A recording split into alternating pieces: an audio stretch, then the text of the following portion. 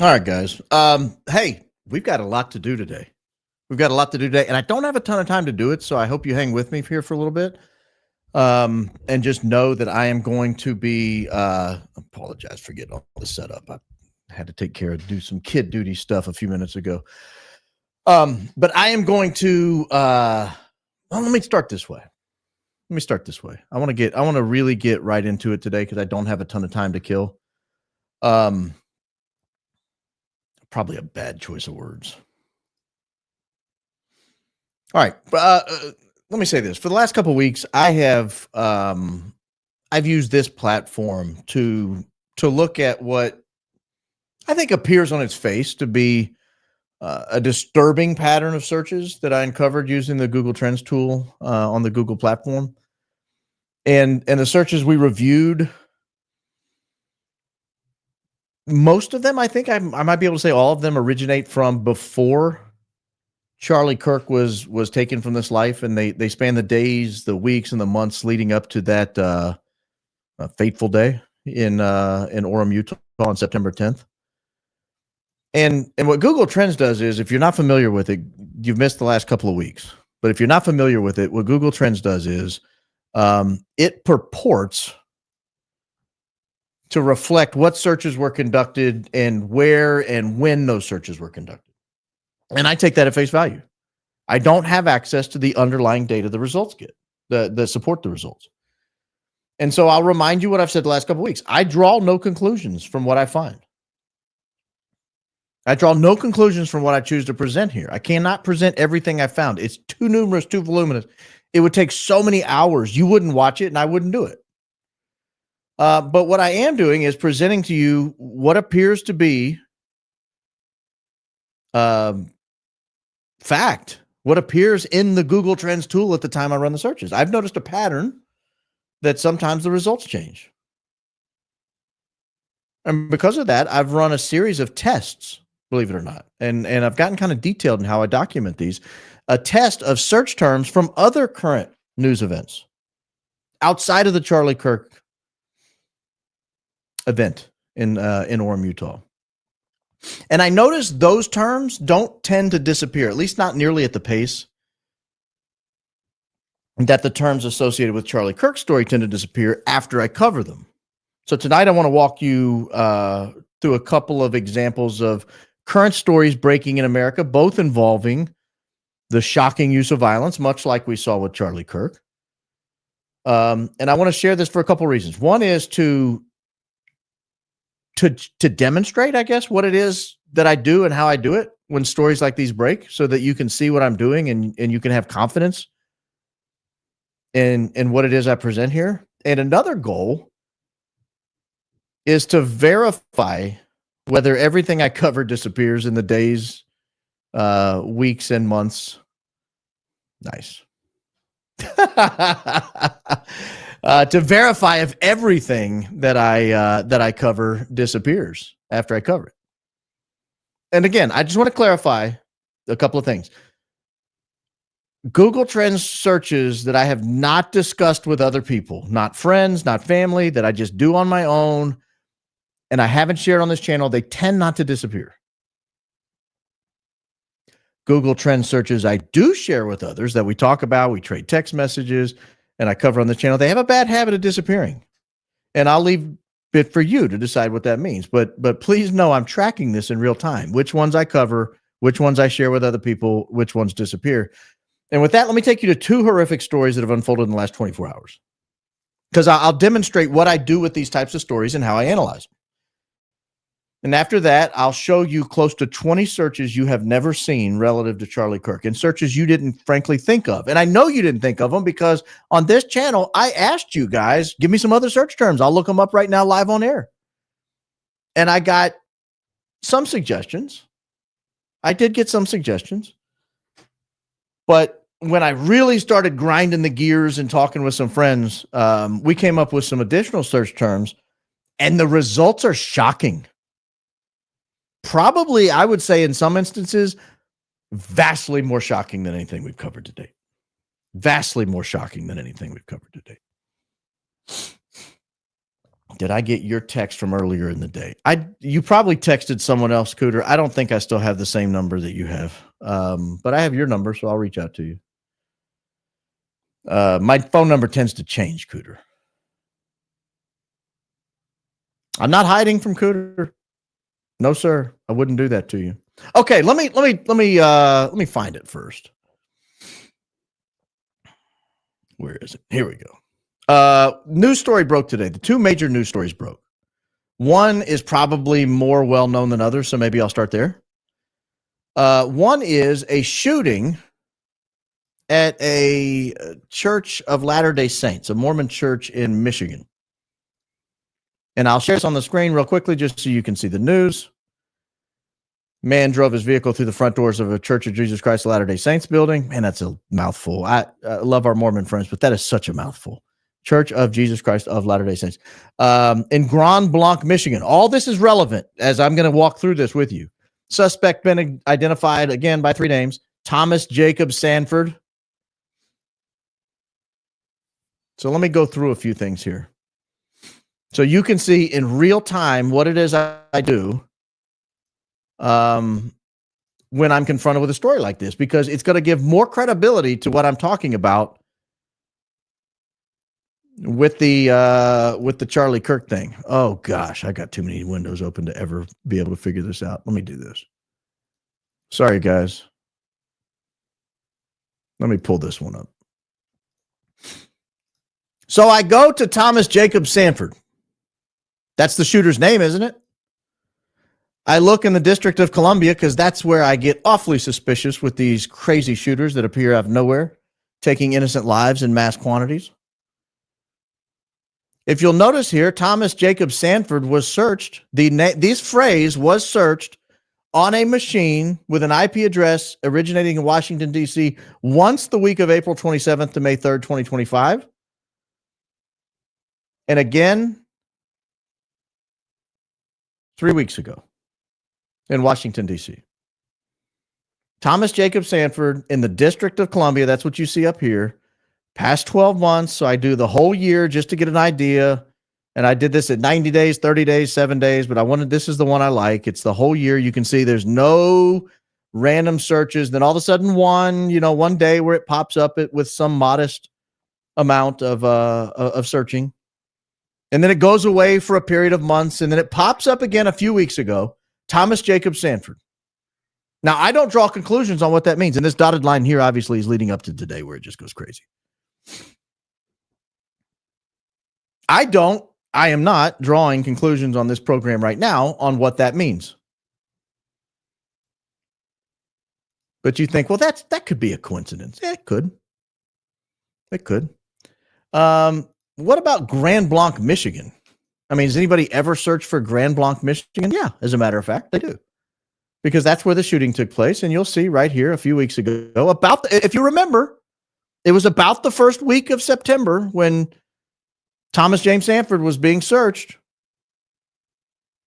in Washington, D.C., in the District of Columbia, the actual district itself, not Maryland, not Virginia. And you got Grand Blanc, Michigan. But hey, people could be vacationing there. I don't know. Maybe it's a hot spot. So we drill down further.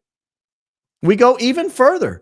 How about the street address of the Mormon Church?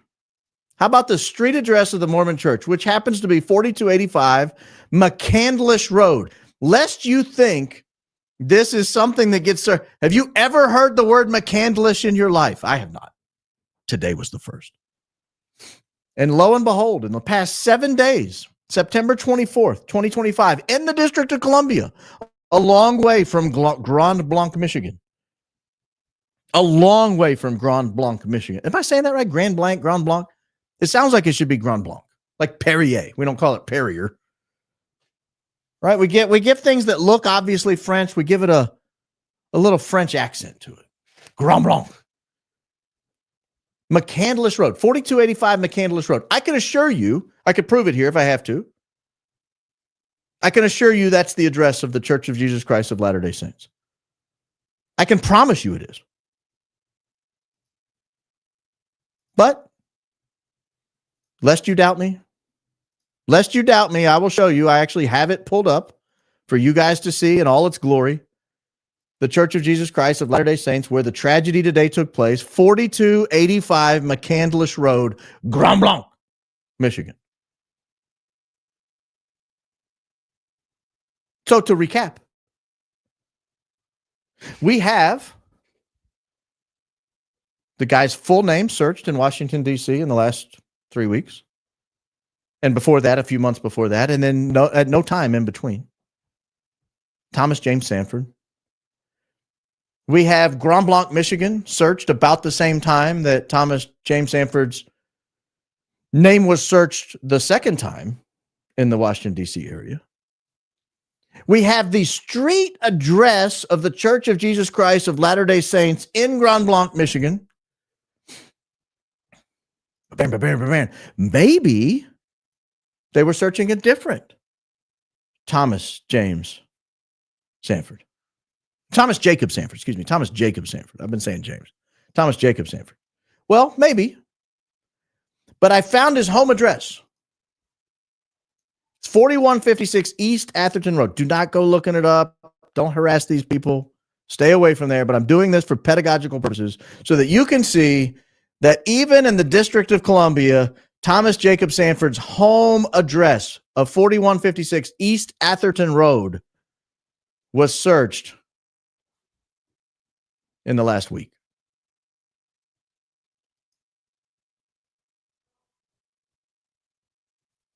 Now, could all be a giant coincidence. Could all be a giant coincidence. We could be going on about nothing right now. We could be wasting everybody's time who tunes into this program. We don't care about the Mormons. I do. They're good people. They're good people. I don't care about this lone crazy shooter. I do. I'm getting good data out of this. Getting really good data about what was searched and when and where. I find it shocking. I find it shocking. I found, well, I probably shouldn't show this. I found his wife's Facebook page, or maybe his ex-wife. I'm having trouble figuring out if they're still married or in the process of getting divorced or whatever. But I found his wife's Facebook page, and I just started going through the pictures. They look normal. They look like a normal family. They've got pictures together going back years with their kids. I'm not going to show these. This is probably not right. But it is public. I mean, I got a picture of them holding a baby up with some flowers 9 years ago, almost 10 years ago. Apart from having bad facial hair, he looks pretty normal.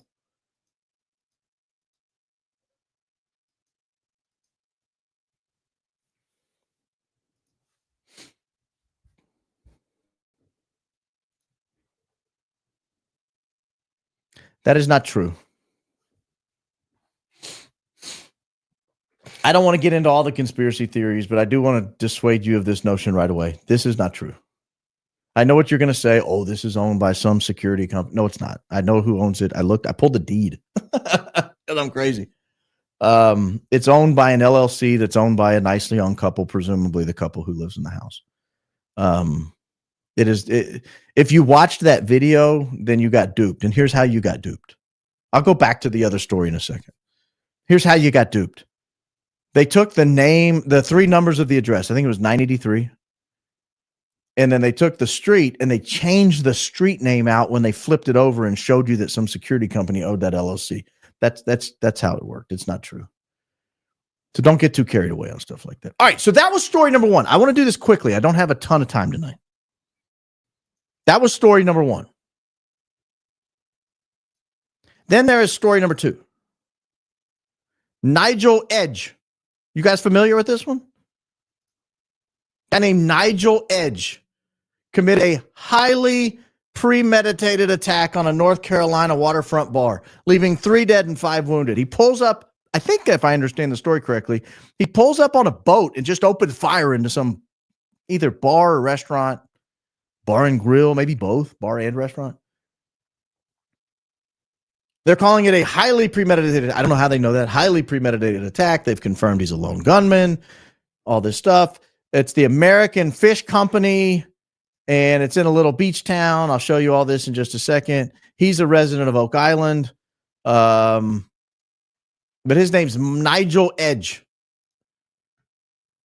And you think, surely Nigel Edge has never been searched in our good District of Columbia prior to today, right? Well, you'd be wrong. Because if you look up Nigel Edge in the District of Columbia in the past 30 days, right here, 2 days before the shooting, or a day before the shooting, Nigel Edge was searched. This shooting took place last night on September 27th. You'll notice on September 26th, somebody within the District of Columbia or with an IP address originating in the District of Columbia says, wonder what's up with Nigel Edge. But that's probably, yes. That is probably a coincidence. That's probably a coincidence. Yeah, maybe. So I trudge on. I look further. I noticed the shooting took place at the American Fish Company out of curiosity. How about in the last week? Has anybody looked up the American Fish Company inside the District of Columbia? Lo and behold, they have. September 22nd, 5 days before the shooting. Someone looked up the American Fish Company. But that's a pretty generic sounding name. You're right. It is. So I do what any person in my shoes would do. I pull the address of the American Fish Company, and I notice it's right here, 150 Yacht Basin Drive, Southport, North Carolina. You can zoom in and out, and you can see exactly where in North Carolina it is. It's near that pointy part. I call this the pointy part of North Carolina. How would you like to live in Bald Head Island? I wonder if you have to have no hair. But anyway, American Fish Company right here again, 150 Yacht Basin Drive. So you think to yourself, I assume Barron's telling me that for a reason. I assume he's telling me that for a reason. I assume he's probably going to show up a search in a moment out of Washington, D.C., out of the District of Columbia for 150 Yacht Basin Drive. 150 Yacht Basin Drive, District of Columbia, before the shooting. Hours before the shooting. 5 or 6 hours before the shooting.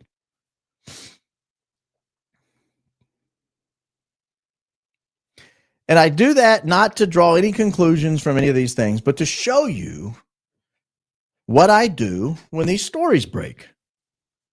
I tend to do this with school shooters, mass shooters, and I will tell you it's about 50-50 from what I can tell. Over the last, however long I've been doing this, couple years, it's about 50-50. Half of them are pretty well documented in the Google Trend searches out of the District of Columbia. Half appear to show up out of nowhere. Now, you could draw conclusions from that. I will run through a number of conclusions you might be able to draw, and then I'll get into the Charlie Kirk stuff, which is pretty shocking. I mean, pretty shocking on a type of shocking, but we'll get to it in a second. Let me go through the possible conclusions you could draw. Conclusion 1. Nigel Edge and Thomas Jacob Sanford popped up on law enforcement radars. And some nosy law enforcement types thought, I wonder what's on Google for these guys. Do they look disturbed? Do they look mentally ill? Do they look like the kind of people we need to keep an eye on? Are they posting crazy stuff under their own name? Can I find their Facebook page, Instagram, Snapchat? What can I find on these guys? Do they have YouTube accounts? Do they go through Google Trend searches on YouTube? I mean, that's a conclusion you could draw, that they pop up on law enforcement radar and somebody gets curious and says, wonder what the Google machine has to say about this. It's the same thing I do anytime I look at something. The very first resources I look at are Google. I have some other websites that are very trustworthy that I go to. It's how I found the address of Thomas James Sanford. It's how I found the address of Nigel Edge. Not Google, because Google is often not most up to date with respect to current people's addresses. And I don't want to tell you what website I use for a very simple reason. Very simple reason. Because I don't want them taking it down. I like to use it. I was actually shown this particular website that I use. I actually used to use a different source, and it wasn't as good. I was shown this one by a very good friend in law enforcement who said, "Hey, I want to show you something." And he pulls his phone out and he does, and he says, "Hey, did you used to live at," and he gave an address, and I thought, "Yeah. Did you live there from 2000? Yeah. Go on. Are you related to," and he starts naming relatives that I don't even think about. Yeah. And he named like 10 addresses. One or two of them were wrong, but most of them were right. And a few of the relatives were wrong, but most of them were right. And it was shocking. It was shocking. And so that's the website I use now. And I don't want to tell you because I don't want them taking it down or making it more difficult to use or charging or something. It's actually a free website. Okay. Now I want to get into, so conclusion 1 is you can conclude that they just jump up on people's radar. Conclusion 2 is a little scarier or a little more disturbing potentially. Conclusion 2 is they either popped up on somebody's radar or they were made known to someone in the District of Columbia somehow, and then they were cultivated. They were recruited. And we have evidence this happens. I take you back to Michigan during the last election cycle. Do you remember Gretchen Whitmer and the kidnapping case against Gretchen Whitmer? And there were some people who probably were radicals or whatever, I think their court testimony was they didn't want to kidnap Whitmer, and that the people that were with them kept telling them, "You got to kidnap Whitmer. We got to do this. We got to pull it off. It's going to be great. It's going to be amazing. We're going to start." And these guys were like, "I don't want to do it." I think there were like 14 or 16 people in the group or whatever, and it turns out all but except the 2 of them were FBI informants or agents. So we have evidence this happens, and it's not the only case. We have other evidence where I remember there was a Muslim guy. I think he was maybe a little, a few sandwiches short of a picnic, a Tylenol American, maybe you would call him. And he didn't want to commit violence, but he was talking to someone online that he thought loved him. And they just kept baiting him into this violent act. And he finally goes and gets a gun because the person's like, "Oh, you got to do it for me." And he goes and gets a gun. And it turns out that when they arrested him, he's like, "I didn't want to do this." And the person he was talking to wasn't someone in love with him at all. It was an FBI informant or agent or something. It was a sting they were running. So this happens. I think I'm saying one could conclude you're seeing evidence of this in the Google Trends searches. That's the possibility 2. Possibility 3, it's all a big coincidence. The more individual facts you get over time, the less it becomes a coincidenceable. I made that word up, but I'm using it. Coincidenceable. It's harder to believe it's a coincidence. Just realized you can see those papers. I'm hoping they don't. Can't see them too well. So, with that said, let me do away with which one do I want to start with? I think I want to start with this one. This is probably the one I can't believe I didn't run first. The very first thing after Charlie Kirk was shot, the very first thing that happened, I was actually on the phone with a good friend of mine that I've known for a decade and a half or longer, maybe. It's been a long time now. I'm on the phone with him. We're discussing Kirk getting assassinated. Both of us just completely in shock. My friend actually knew him pretty well. And I mean, we're going through who could have done this. And I said, "Hey, they've arrested somebody." And we both pull up the pictures. And we're looking at it, and they've arrested a little old man named George Zinn. You remember George Zen? Not Z-Y-N like the nicotine pouches. Z-I-N, not Z-E-N like enlightenment and peace. No, we're talking Z-I-N-N, which I don't even know what that means. Apparently means wackadoodle. So I go and I search George Zen. You can see here where George Zen was arrested. There's a little blip on September 10th in the District of Columbia. I'm assuming this is everybody racing to the computer to figure out who is the guy they just arrested. I don't know what this is. Maybe a few days later, people go, but look here, July 20th. Now, this July 20 is going to become very important tonight. The week of around July 20th is going to become exceedingly important. And the amount of coincidences that take place between like a week before and a week after July 20 and all that time in between becomes very difficult to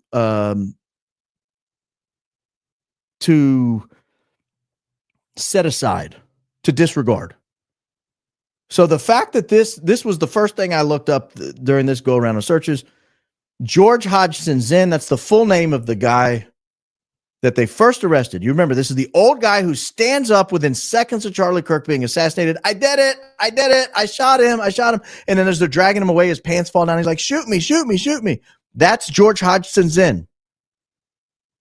And he was searched, or this term was searched, according to Google, with an IP address originating in the District of Columbia on July 21, 2025.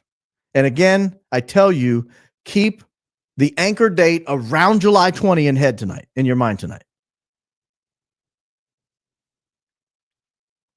Because after I did that, I thought, I wonder if anybody Googled the hospital where they took Charlie Kirk.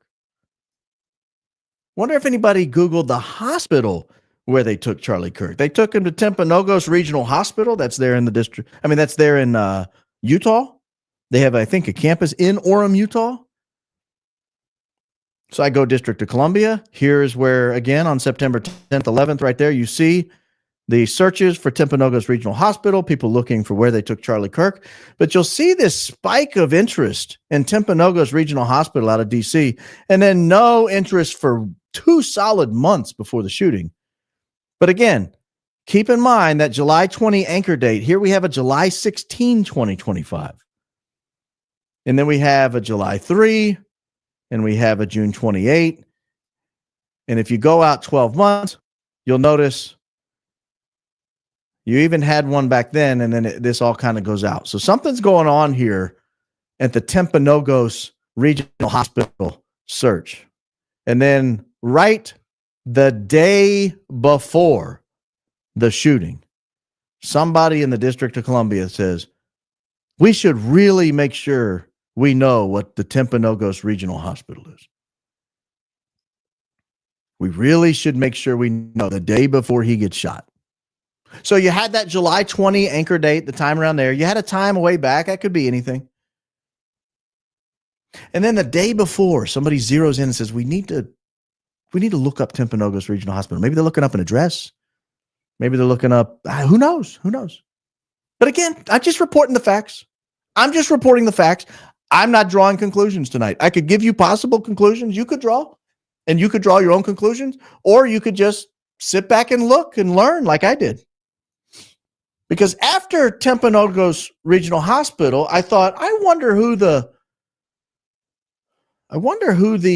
medical examiner is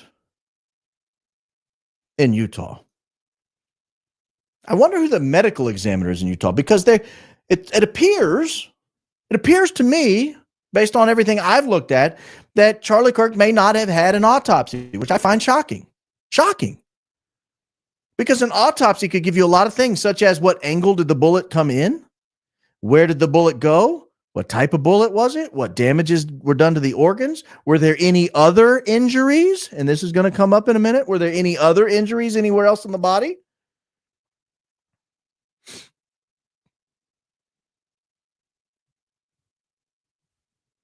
And so I wondered who the medical examiner was there in Utah. And I looked her up. She's a woman named Deidre Amaro. And she was looked up, but this time not in the District of Columbia, but in Israel. which I thought was very strange. June 30th of 2025. In Israel. June 30th, 2025, an IP address originating in Israel. Again, we talked last week about the ways IP addresses can end up somewhere. But Deirdre Amaro, the medical examiner there in Utah, somebody with an IP address originating in Israel decided they were very interested in Deirdre Amaro. And lest you think I didn't check, the reason I'm not showing you others, go to the District of Columbia, for example, not there. You can even go to Utah and see. Not there. So if it's not in the District of Columbia and it's not in Utah, this is not a very common search, is what I'm pointing out here. Not a very common search at all. But there it was in Israel. So I thought, that's weird. That's weird. So I press on.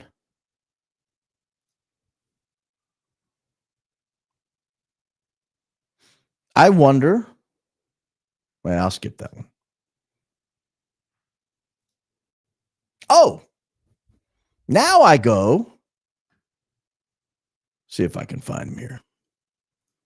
Guy named Bo Mason. You guys ever heard of Bo Mason? Bo Mason is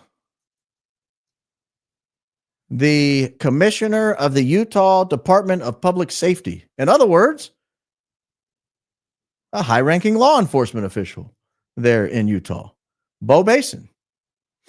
Now, I noticed Bo Mason got appointed to that position on July 17th. Again, that anchor right around July 20th. He was appointed a few weeks before that, and he took the role on July 17th, replacing a guy named Jess L. something, who resigned. I can't remember it all off the top of my head. But again, District of Columbia, Bo Mason, right? You could say, hey, he's a law enforcement official. Notice how close that is to July 20th again. We got it right in that same window where I told you, really watch that time period. Really watch that time period right around July 20th tonight. Something caused a lot of these searches to take place right in a very narrow band of time. But again, this one could be explained away as, hey, he got appointed the very next day. He got appointed on July 17th there in Utah. So maybe on July 16th, someone says, we need to look at who the new Department of Public Safety head is going to be in Utah. Maybe. Now I want to show you a very interesting story that I found and was just absolutely baffled by this story.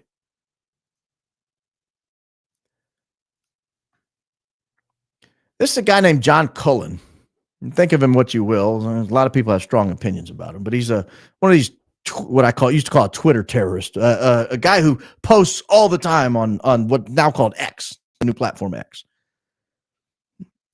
He discovered, or somebody pointed out to him, and he's really been covering it, that there was a plane, this plane here, a Bombardier Global 6500 with the tail number November 1098 Lima. And on the day Charlie Kirk was died, it made two very interesting flights and deviations from flights. It had booked a flight, or it had flight plans from, I think, New Mexico to Montana, which would take it right near Orem, Utah, the site of the rally. This was not an unusual flight for this plane. But on the day of the shooting, it actually dropped. This plane can go up to 51,000 feet cruising altitude. It's a U.S. spy plane, basically. And on the day of the shooting, it comes all the way down to 203 or 204 feet off the deck, off the ground. And it's flying at nearly stall speed. The first time it did that was heading north on its path to Montana. It deviates from its flight plan. It comes down to from 30 to 50,000 feet in the air. It comes all the way down to 204 feet, and it flies within 2 miles of the campus of Utah Valley University.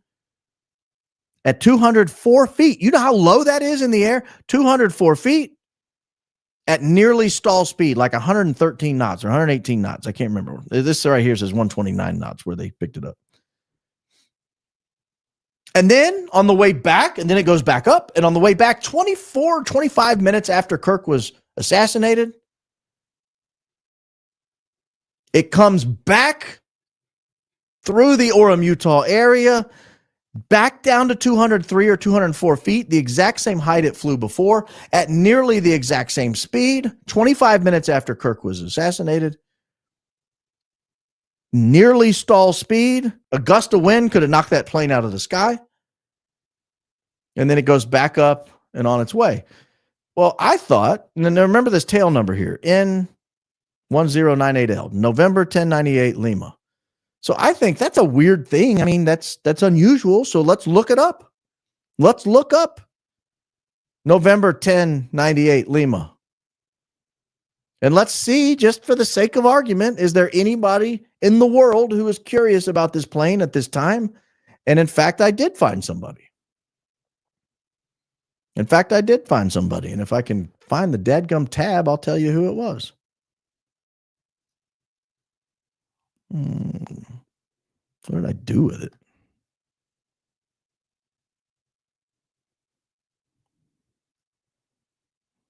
There it is. That was supposed to be really quick and cool transition, and then it wasn't. I found November 1098 Lima. It was searched again out of Israel in the weeks leading up to the shooting.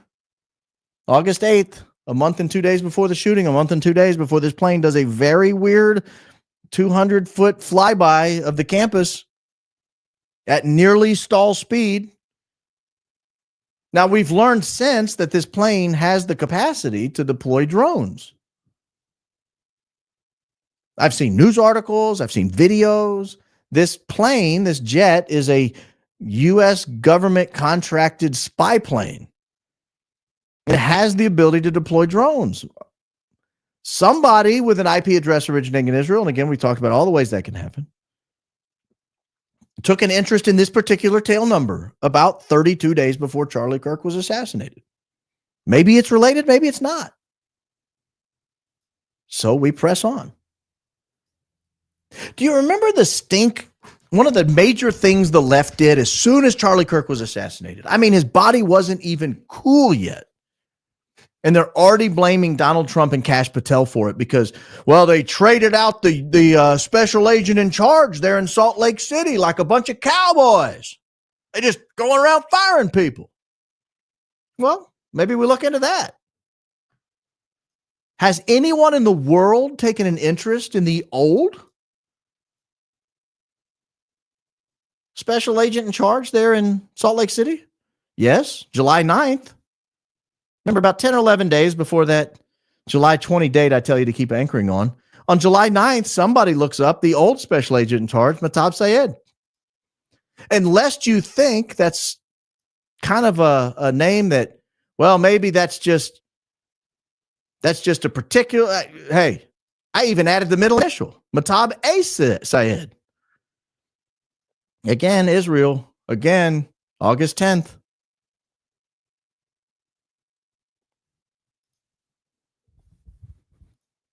What about the new guy? Who replaced him? Robert Bowles replaced him. Well, let's look up Robert Bowles. Anybody in the world looking at Robert Bowles? Yeah. Our friends in Israel, or an IP address originating in Israel, September 1st. So they took someone with an IP address originating in Israel, took a keen interest in the special agent in charge in Utah. And then when that special agent in charge changed in the weeks leading up to the assassination, they took a keen interest in the new guy.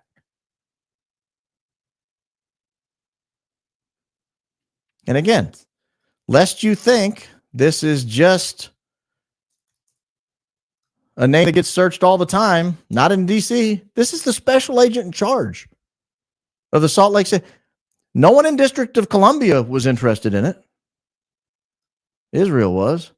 What about Mahtab Syed? Any interest in the District of Columbia there? No interest. But Israel took an interest, for whatever reason, in who the special agent in charge was.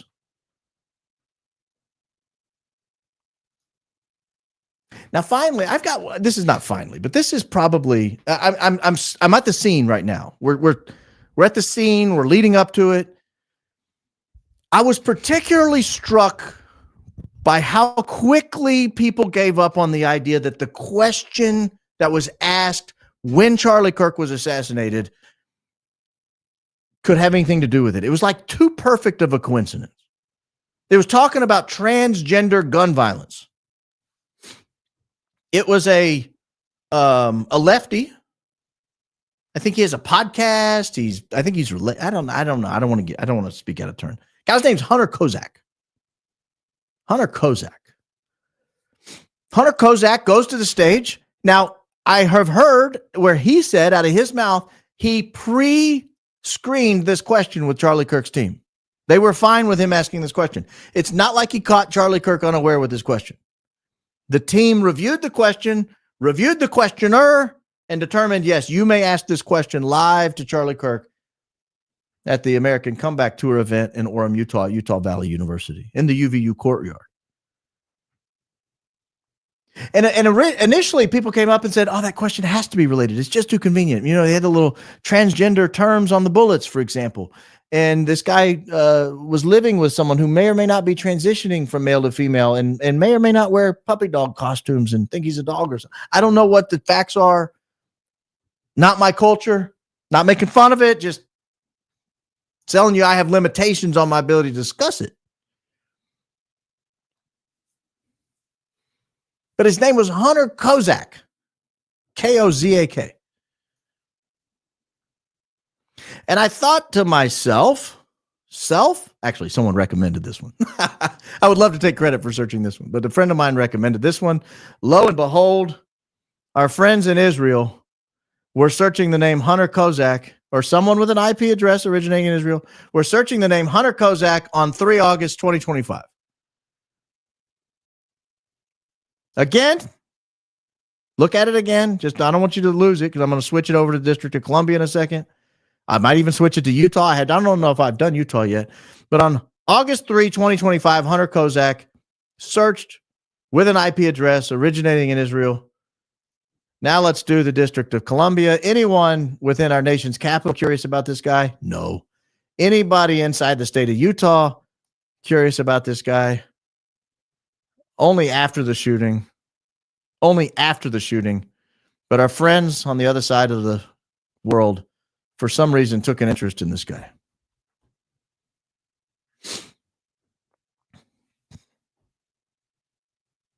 So I press on. Believe it or not, I'm not done. I'm going to try to wrap this up in an hour today, but I can't guarantee it. Cannot guarantee it. Okay, so let me move on from, we've done George Zen, we've done Timpanogos Regional Hospital, we've done Deidre Amaro, we've done Bo Mason, we've done November 1098 Lima, we've done Matab Sayed, we've done Matab A. Sayed, we've done Robert Bowles, and we've done Hunter Kozak.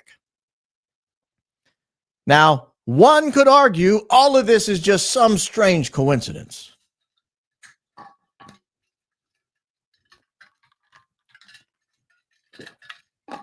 They could. Sorry if that was disgusting. Oh, man, bring in the receipts. I wish these could be picked up by someone with a bigger mic. I know you probably prefer to stay low-key. I do prefer to stay low-key. I do not want any credit for any of this. But I will say this. There's a reason people with bigger mics don't pick this up. Well, there might be more than one reason. But there's at least one reason they don't pick this up. All right. This one gets a little deep. This one, if you have a 5-point safety harness in your seat, you might want to go ahead and fasten it. You will have full access to your entire seat. You will only need the front edge for this one. This one took a little research. I was very curious when the Talking Points USA spokesperson came out and said they had spoken to the surgeon, but didn't give the surgeon's name. So I thought, who's the surgeon? Again, this is the surgeon who looked, according to the Talking Points USA spokesperson, who seems like a nice guy, not knocking him at all. only doing his job, relaying the message that he was given from the surgeon, just letting the world know about it. Fine with it. This is the guy who said, hey, Charlie's made of steel. This bullet would have normally gone through almost anybody, but not Charlie, he's made of steel. But he didn't give the surgeon's name. And again, remember, Deidre Amora, they didn't do an autopsy, I don't think. At least that's the news on the street. They didn't do an autopsy. So I go and I get a list of all the surgeons I can find at the Orem branch of Timpanogos Regional Hospital. And I think, could anyone have looked up any of these people? The first surgeon I could find was a guy named Stephen Nealman. Stephen Nealman. Remember that date, July 20. This is July 18th. This is July 18th. Stephen Nealman. July 18th, 2025. This was out of our friends on the other side of the planet over there. Very curious about the surgeons in Utah, you'll find out. I go to the next one I could find, Robert Patterson. I found a lot, so I added an MD to it. Robert Patterson, MD, July 23 and 24. This may have been the only one that was searched twice, 2 days in a row. July 23 and 24, Robert Patterson, MD. Again, I just find online a list of surgeons at Timpanogos. I eliminate people like the breast reconstruction surgeons because I didn't think that was necessary to look up. Actually, I might have looked up one of them. But I found the general surgeons, the emergency surgeons, all the people who minor surgery. I looked them all up. I go to the next one, Lee Trotter. Has anyone looked up Lee Trotter? Again, notice the date. Notice the date. This is right in that July 20 area, that July 20 timeline. Someone with an IP address originating in Israel, looking up Surgeon Lee Trotter, near about that same July 20 time period. Are there other surgeons in the area? Yeah, as a matter of fact, there is. There's a guy named Lee Patterson. So I look up Lee Patterson. Notice the date, July 19th. Somebody with an IP address originating in Israel in the week of July 20, that week on either side of July 20, was very interested in all the people who practice surgery at Timpanogos Regional Hospital in Orem, Utah. There was a lot of interest from an IP address originating there. Now, let's just, we talked about the different, let's say someone's using a VPN. At this point, if I'm the FBI or I'm the Utah State Police, I think this is still a Utah State Police matter, by the way. This didn't cross jurisdictional lines, I don't think. If I'm the Utah State Police, I'm calling Google and saying, I need to know the IP addresses that hit this. I need to know if this belongs to a VPN. Does it belong to this? Is it the same IP address that looked up all the different surgeons in my county? Because there's more. By the way, there's a guy named Brian Gill, probably a very talented surgeon. July 22, IP address originating in Israel.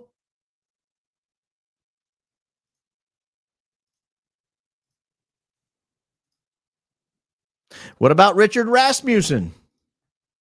I'm sure he's a fine surgeon, a nice guy, probably a pillar of the community.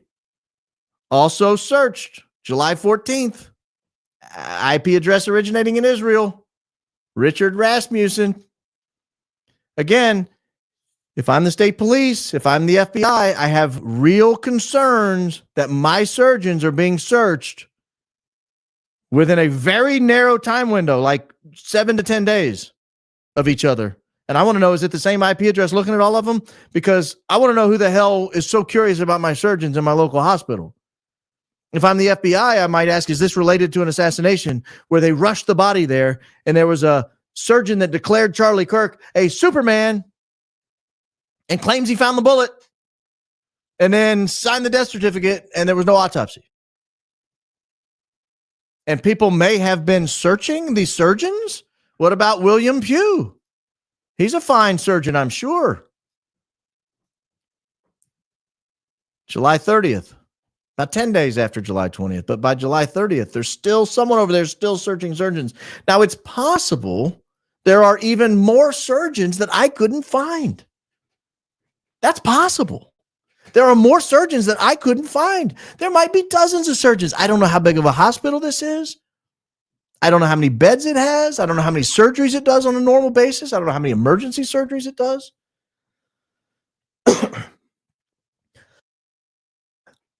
And so I can't tell if I got them all. But I do know this. I had 1, 2, 3, 4, 5, 6, 7 surgeons at Timpanogos General Hospital, Regional Hospital, and they were all searched by an IP address originating in Israel within about a 2-week period, a couple of months before Charlie Kirk was assassinated. I do know that. I know that much. That's a fact, Jack. That's a fact.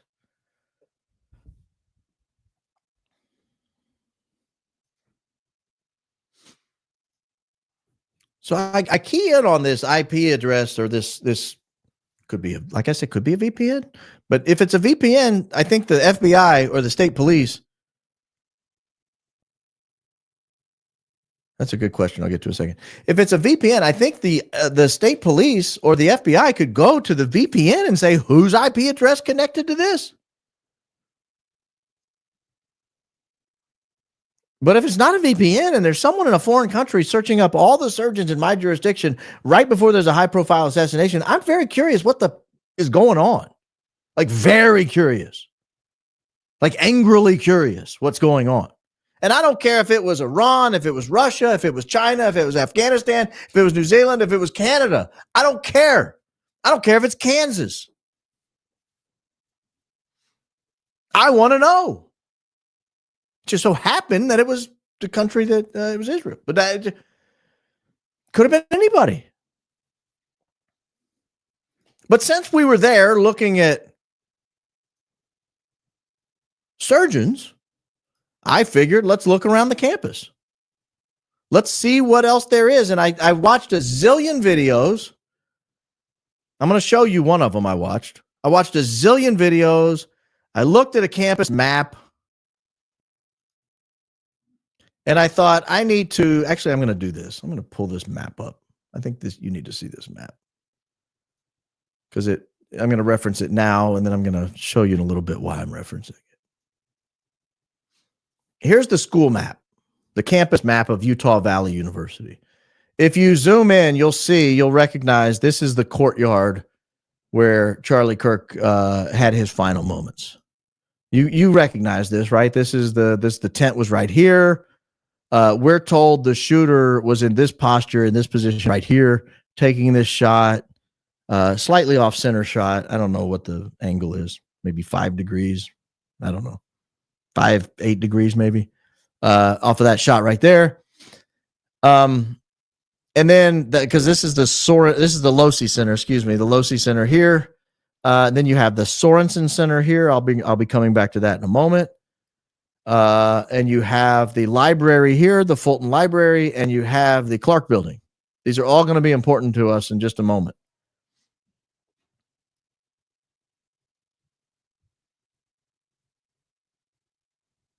Okay, so let me get rid of this map. Now that you kind of situated yourself with the community here.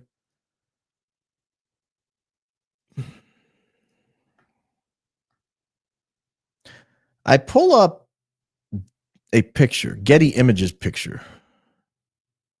Will I be able to find it? There it is. I pull up a Getty Images picture. This is Charlie Kirk. And he's pointing at the crowd. Obviously, this is before the shooting, and there's all these people. And they're all looking out at the way here. But I zero in on this guy right here, this guy with a camera, because I couldn't remember why I'd seen him before. But he stuck out to me. He has what appears to be a Nikon camera, maybe a D7000, potentially Nikon camera.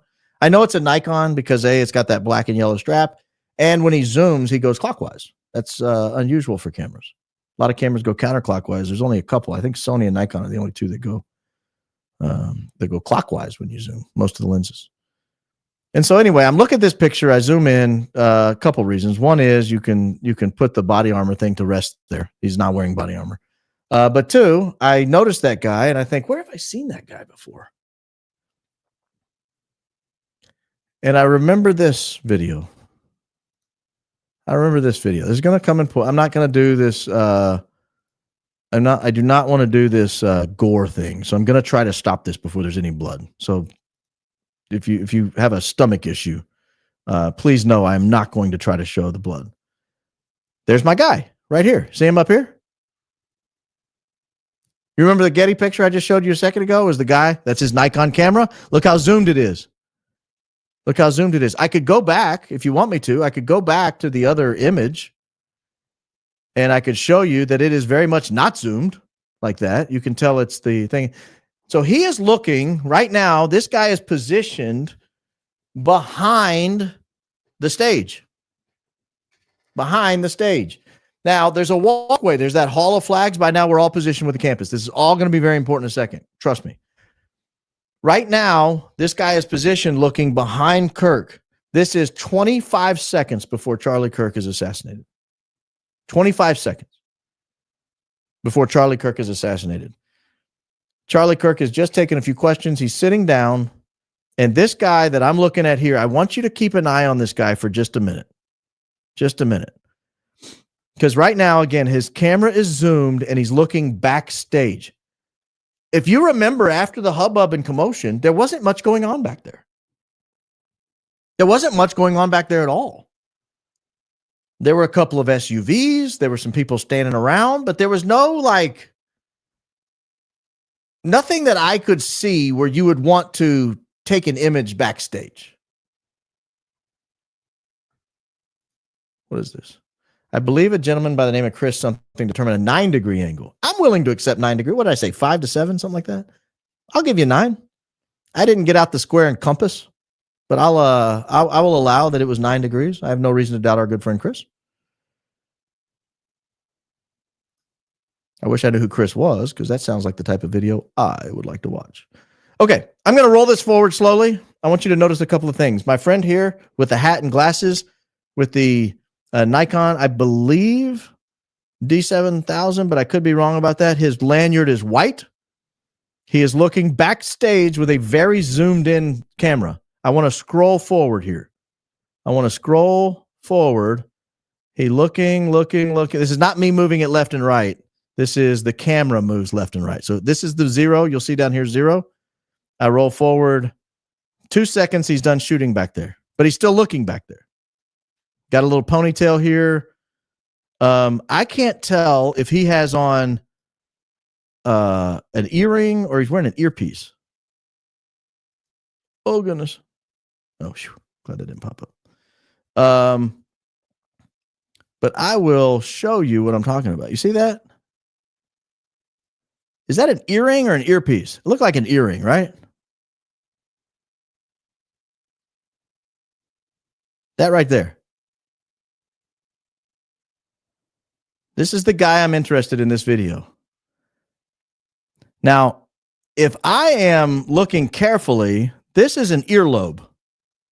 That is an earlobe right here. Comes around the top. Does that look like an earpiece or an earring? Because I'm changing my mind actually on the fly. If this is his earlobe right here, that's an earpiece. Right there.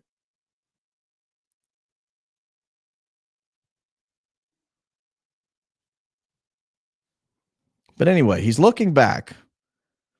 Again, he caught my eye when I was flipping Getty Images, by the way. Let me do a quick aside on this. Getty Images has a fantastic collection of images from the day. If you are interested in the Charlie Kirk case, I highly recommend you go to the Getty website and search Charlie Kirk, Utah Valley University, however you look it up, and they will have hundreds of images, very high quality images. And when I was watching, when I saw that image, I thought, man, this guy looks familiar. I've seen him before. Who is that? I thought it might be someone I know. Yeah, I'm with you, Lisa. That looks like an earpiece. And this is going to come in handy in a second. Even handier, because my original thought here was it might be an earring that doubled as an earpiece because of the way he acts, because I've gone back and watched this many times. But okay, so here's the opening of the video. Again, we zoom in a little bit. Ah, dang it. Zoom the wrong thing. Okay. I'm zooming the wrong screen. There we go. So we zoom in. We zoom in. We zoom in. And this, hey, take it from me, a guy who wears hearing aids. That looks like an earpiece. But I'm willing to give you earring. But I want you to watch this guy. I'm going to stop it before 25 seconds when the shot fires.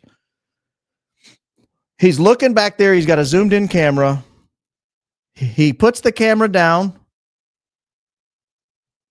He's still looking back there. I want you to go back when he's looking back there. Notice his lanyard is white and he's wearing a black shirt. That lanyard just pops off that shirt. He's looking behind there.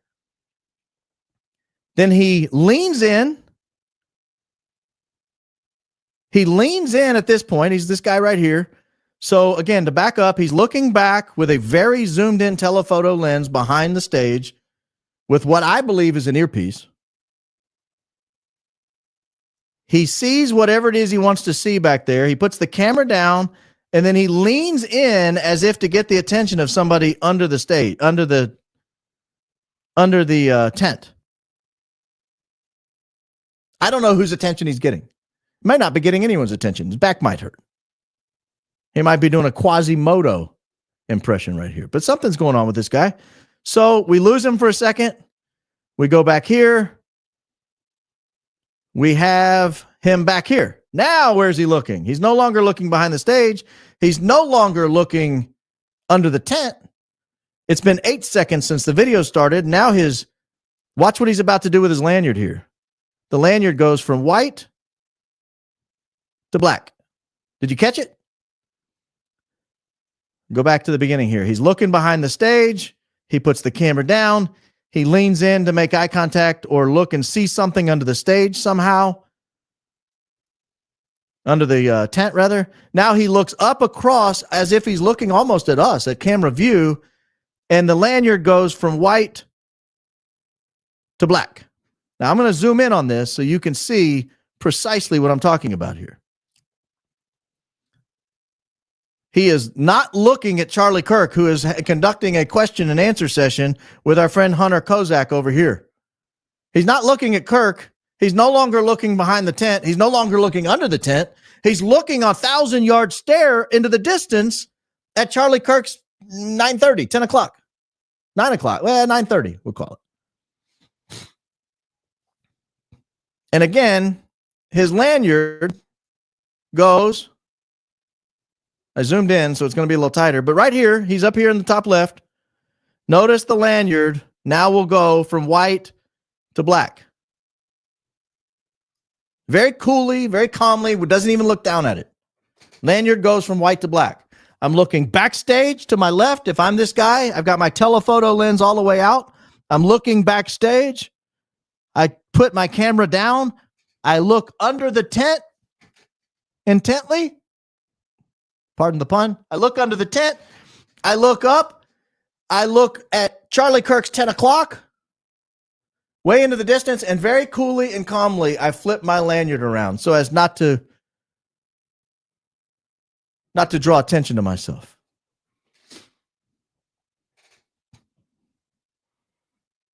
Now, watch this. He's not done with the camera. Notice they're clapping. See all these people clapping in the background? Charlie or the Hunter Kozak, somebody said something.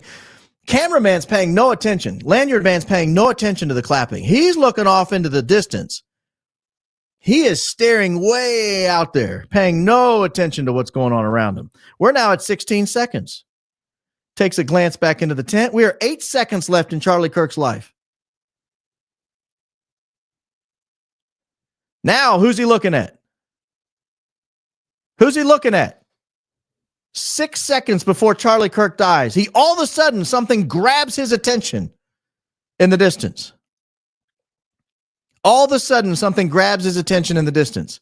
Again, 1,000-yard stare. I'm looking off into the distance. I'm looking off into the distance. What was that? What is he looking at? What is he looking at? Now he's like at Charlie's 11. Is this a guy acting normal to you? I do not want to defame this guy or slander this guy. This guy may be the guy producing all the great Getty images. I don't know.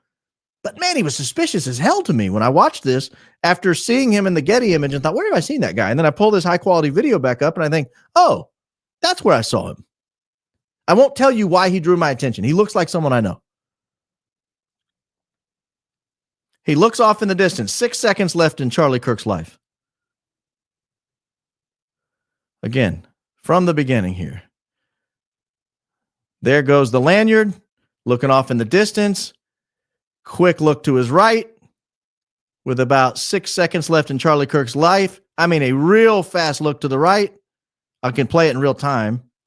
Now, he sees whatever it is he sees on the right. Now, watch what he does with the camera. 3 seconds left in Charlie Kirk's life. Camera goes up.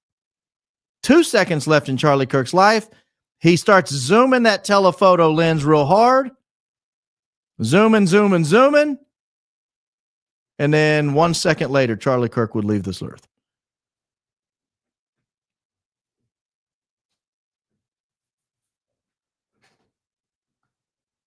Oh, I know he flipped it. He flipped the lanyard. I'm just saying, does this look normal to you? Does this look like normal behavior? Because it doesn't to me. Especially when I zoom in and it looks like he has a dadgum earpiece in. Zoom in again. See if you can see what I see.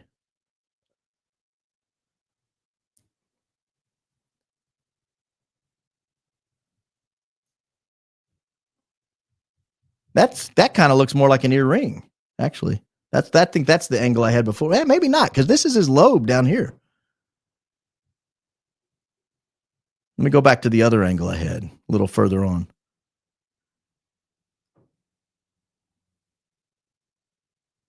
When he was looking under the tent here.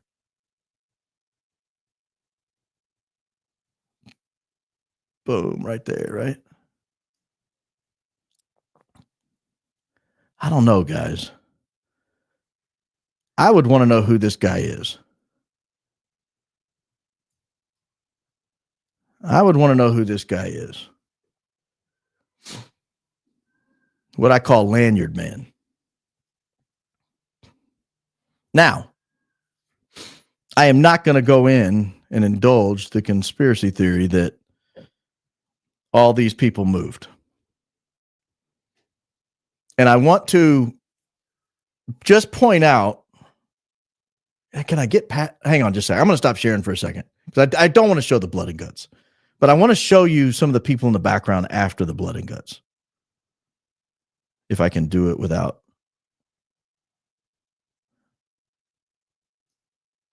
I'm going to have to zoom in tight to get this. So the shot has gone off. We are now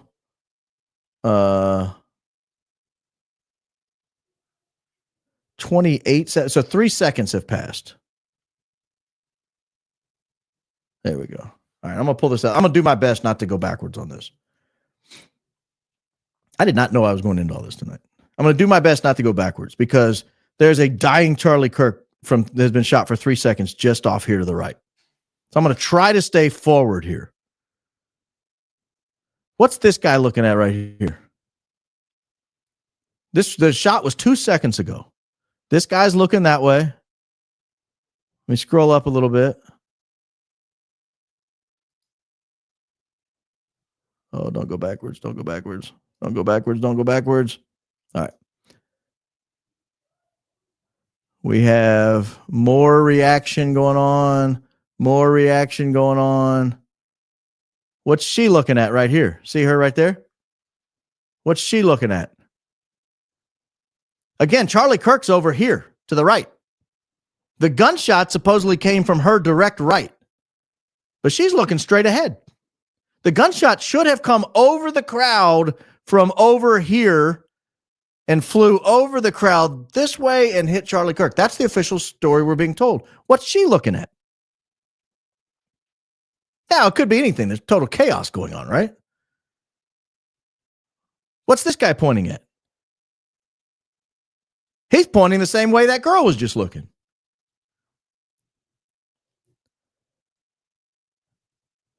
And finally, we have a guy I like to call Blue Shirt Guy. Where is Blue Shirt Guy? Look at Blue Shirt Guy. Cool as a cucumber. Everyone in the building is on the deck or panicking. This guy is sitting there, arms folded, looking at the stage like he is unfazed. This guy is unfazed. Oh, Blue Shirt Guy. Blue Shirt Guy.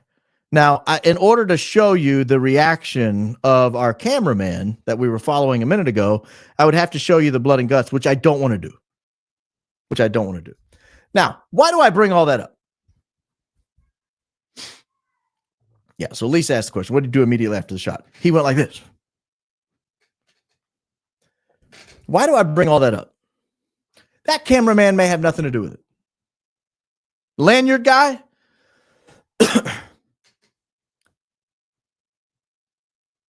But if there was an assassination of a high-level political figure and there's somebody in the crowd looking behind, looking in under the tent, looking off into the distance, changing a lanyard around, going back, I want to know who he's talking to. Maybe he has an earpiece in. I want to know what the hell's going on. That's all. Not wear hearing aids. Maybe he wears hearing aids. Maybe he can't hear well. I don't. And if somebody saw me, they say, oh, he's wearing an earpiece. No, I got a hearing aid. I got a prescription for that. But I would want to know. See if I can find his immediate after reaction without there being the blood and guts. I do have to show it. I have to show it. I gotta find a way to zoom in so you guys can see this without the blood and guts. And if it happens to pan over there, I'm sorry. So at this moment is the very first scene where Charlie Kirk has been, where you can see the open wound in Charlie's neck. I'm not going to show it, but just trust me, the time. He got shot at 25 seconds in this video. This is at 21 seconds. Nikon Boy is really zoomed in on something way off into the distance. You see people starting to react. Look at this guy right here. You see people just starting to react. This guy is looking dead at Charlie and hadn't even had a chance to react yet. That's how fast it is. Let me try to roll forward without you seeing Charlie here. So this guy, this is his reaction. He goes down. Camera goes down. Look, more mouths opening in the background. Camera goes down. Look where he looks. Look where he looks. He does not look back at the Losi Center.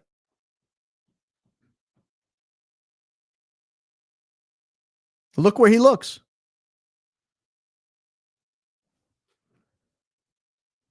Back to Charlie's 11.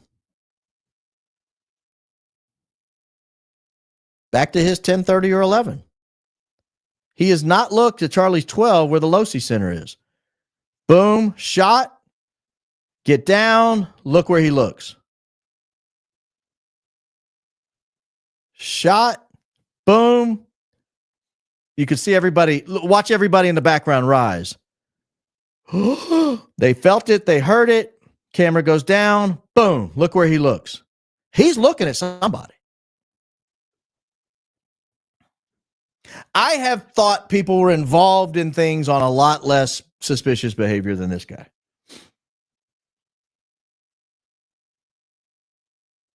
And then chaos erupts.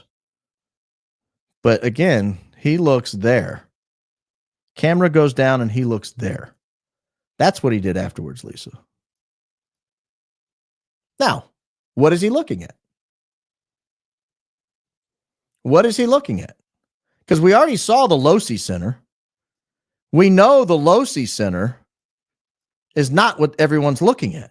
The people who are looking for shots, wondering where the noise came from, let me go back to my campus map. The people looking at shots are not turning around, craning their neck to look at the Losi Center.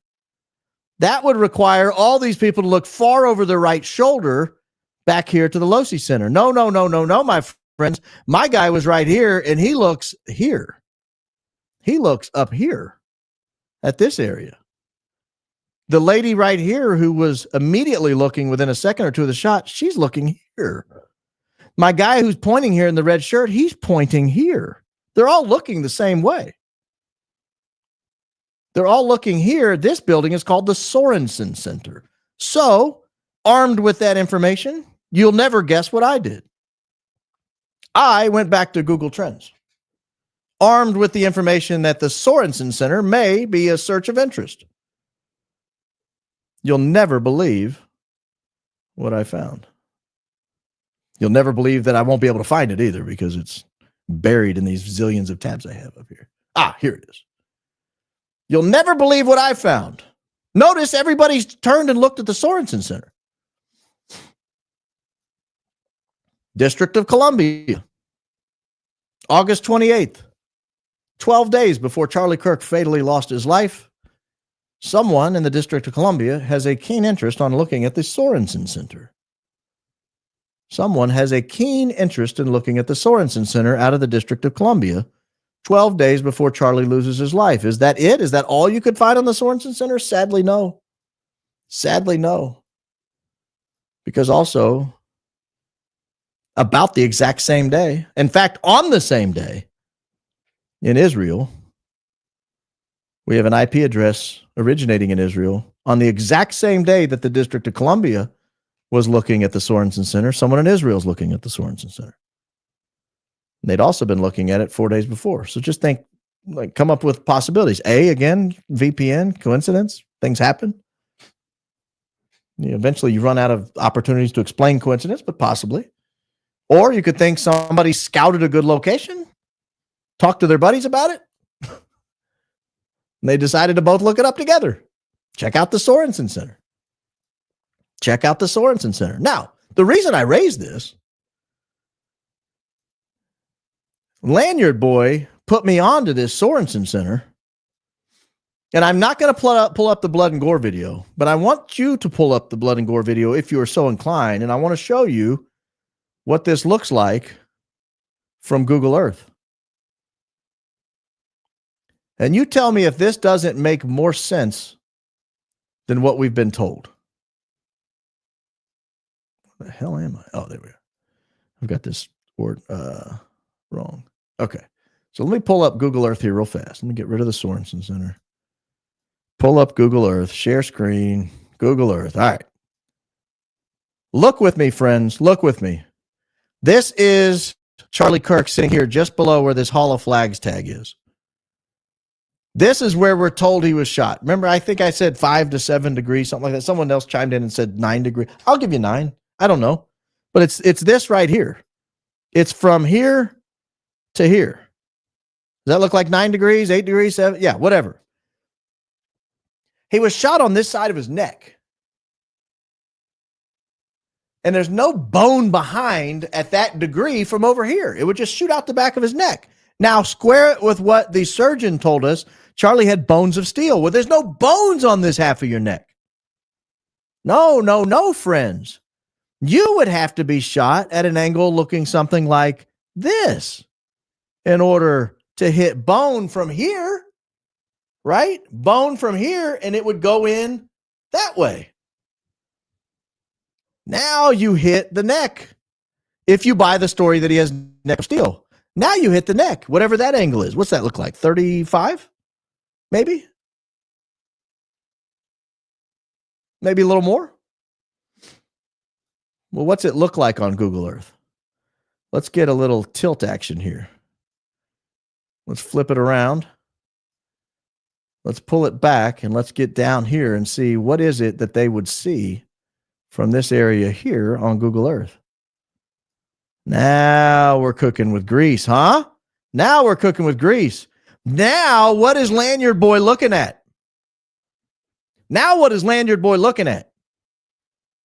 Lanyard Boy's looking to Charlie's 1030, right? That's right here, boys and girls. Red shirt pointer is pointing to Charlie's 1030. That's right here, boys and girls.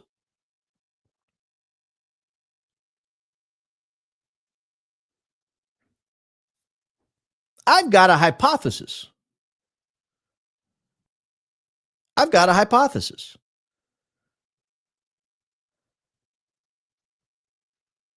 You know why? Hold on. What does this say? Chris Martinson, I believe he said he was a PhD in pathology. Is that on YouTube? I want to see that. Is that on YouTube? Candace Owens said Tyler didn't do it. Evidence drops tomorrow. Oh, I believe that. I guarantee you Tyler didn't do it.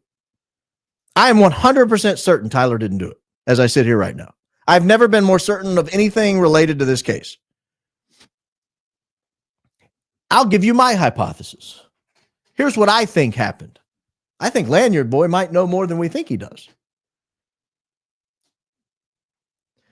I think there were dozens of people on the ground who were aware of what was happening. I think this was planned weeks in advance. I think this whole thing was planned long before the campus tour was announced in late August. Long before the campus tour was announced in late August. This whole thing was planned. I don't know whether you had somebody on the inside at UVU, somebody on the inside at Talking Points USA, somebody on the inside of a security team. Thank you, Ian. I just saw that link you sent. I'm going to make a point of that, watching that, because this is right up my alley. I love this stuff. I don't know how it got out where he was going to be, but it had to be somebody on the inside of something, or it had to be somebody surveilling the campaign, and the campaign let it out without knowing they let it out. But somehow, highly advanced teams were on the ground that day, and Charlie didn't know it. I think Tyler Robinson was told to drop a gun at that location so his fingerprints would be on it, and that the evidence could be planted there to act like they recovered the murder weapon. He wasn't shot with a 30-06, not from 8 degrees or 9 degrees, whatever they're saying it was. It doesn't make sense. It would have blown out the back of his neck. I'm just telling you, there's meat there. There's no bone. I think while he was there, Charlie, let me go back up. I want to show you one thing that makes this the most plausible scenario. I didn't think I was going to go back to Google Earth. I'm glad I didn't close it out. Here's what I think makes this the most plausible scenario. Do you remember watching this guy jump off the Losi Center roof? Do you remember that? This is the Losi Center. This is the alleged shooting perch right here. He had to run all the way across here. Remember, he was at a dead sprint within 3 to 4 seconds after the shot, so he didn't disassemble anything. He runs all the way across here, and this is the building right here where he's like scaling off the side. This is not a small building, right? That's like a 15-foot drop. That's like a 15-foot drop that he made. That's a legitimate drop. That's not Tyler Robinson. You're trained when you drop 15 feet. Trust me. I dropped 15 feet one time unexpectedly, and I tore my ankle off, my foot off my leg. That's a big drop. No, friends. I think there was somebody there, but he was not Tyler Robinson. Somebody may have taken a shot from there, but it was either a blank or an intentional miss. I think the kill shot came from over on this building right here, the Sorensen Center, that was searched in Washington, D.C. and Israel on August 28th.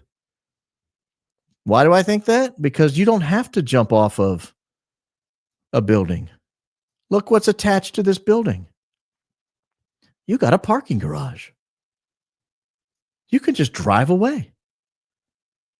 You don't have to walk anywhere on campus with a gun. You can just drive away. Get into your car. You're attached to a parking garage. You don't have to walk across campus with a gun to get on the position. You just drive in here. You climb a little wall here. You hop up here, boom. Now you're in position. You don't even have to go inside a building. You never have to be on camera. And if you notice, when you look up, this building's higher than the other buildings. Unless someone's on top of the business building, they can't see you. Now, the only question this lags is, what was my guy looking at his 12 o'clock? If you remember, he was staring immediately this way before he looked off to Charlie's 10:30 or 11. And while Charlie was getting shot, he was looking this way. I think there were a lot of signals given that day.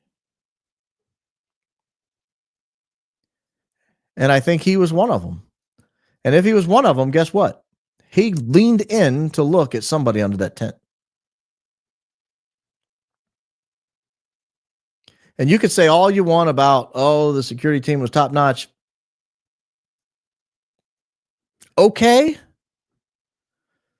They still did some weird stuff leading up to it and some weird stuff immediately following it. But I think when it's all said and done, if they don't try to wrap this up in a hurry and they actually try to get to the bottom of it, I think this is your kill shot right here. A bullet from here would go into his neck and it would hit the bone. And if you fire a subsonic round, then the rifle shot would come from here and the subsonic round would come from here. And keep in mind, the subsonic round is going to arrive with substantially less force. Substantially less force. It would allow it to come in. He would have a jolting reaction. Now, would a professional hit team rely on this scheme? All right, you're going to shoot a blank from over here on the Sorensen Center. I'm going to take the real shot from right here with a subsonic round. Or would they make sure, no matter what, they got him alone, not in an ambulance, but in a car? So that if you missed,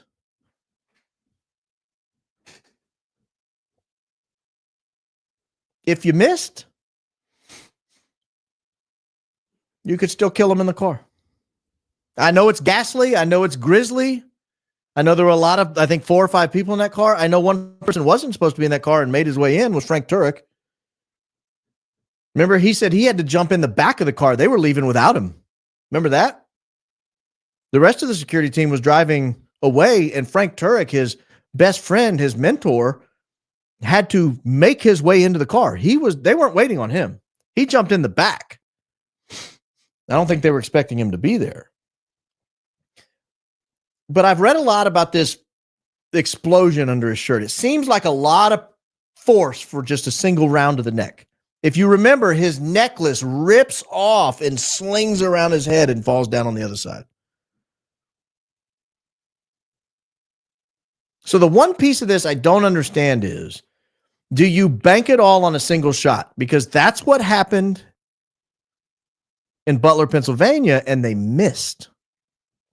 Whoever they is, it was not Thomas Matthew Crooks, I can assure you. He did not outsmart the U.S. Secret Service and the state police and the Beaver County police. He did not outsmart everybody. I promise you. whatever else is true, that is 100% true. He was not working alone if he was involved at all. Tyler James Robinson was not working alone if he was involved at all beyond a gun drop, which I think he just did a gun drop. I don't think he was on the building. That's not Tyler James Robinson jumping off that building. It's just not. Guys, 22-year-old goober who lives with a furry is not scaling a 15-foot building and running off. That doesn't happen. That's not how the world works. So this is a good question, Ian. I've watched the videos on repeat. I cannot comprehend the implosion in the shirt. Mid-back appears to bulge out behind him due to some force. Here is something I've not yet settled on, but I did do a search on this just to make sure, because there was a lot of speculation that his mic may have been wired. So I found out what kind of mic he was wearing, a Rode Wireless Go 2, and I did the search for it.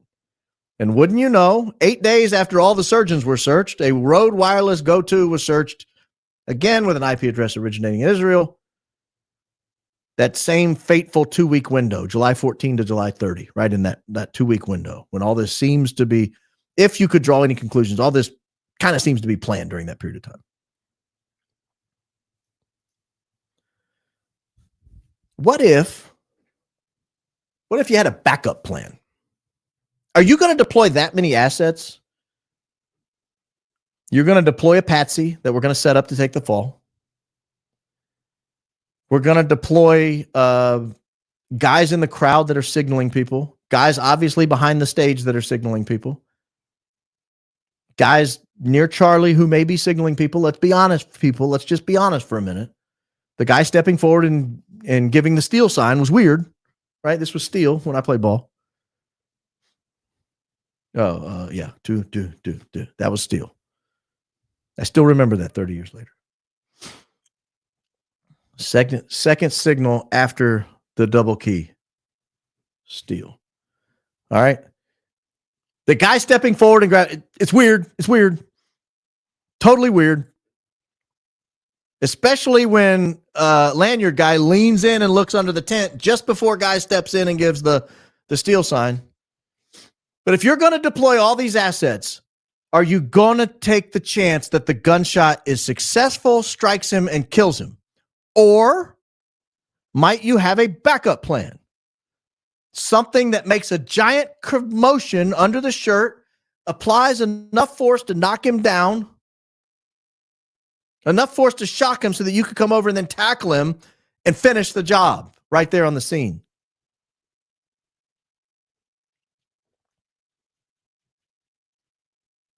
I will remind you, RFK was blamed on Sirhan. Sirhan, the evidence appears that Sirhan was on the opposite side from where Robert Kennedy was shot, meaning someone else shot him at close range with a silenced weapon. I will remind you that Ronald Reagan was allegedly shot, but Ronald Reagan's testimony was he didn't really feel the pain until he got in the limo.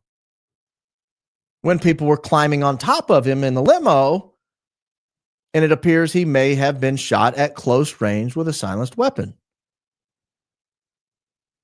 Was that the plan? Was that the backup plan for Kirk? There were a lot of people with weapons right there around Kirk. If you recall the video in the immediate aftermath, or there could have been people with weapons in the car driving him away. Turek wasn't supposed to be in that car, recall. So I could see there being a backup plan. Let's get the signals down, right? Second signal after the double key. That's your steal sign. I don't know whether this, I don't know that Turek was involved at all. I'm not blaming Turek. I am raising questions about Arm Boy. And I can pull up Schaefer Security Group if you want to see who was searching Schaefer Security Group in the same time period. That's his security team. That's who Arm Boy worked for, Schaefer Security Group. I can pull that up. I've done it.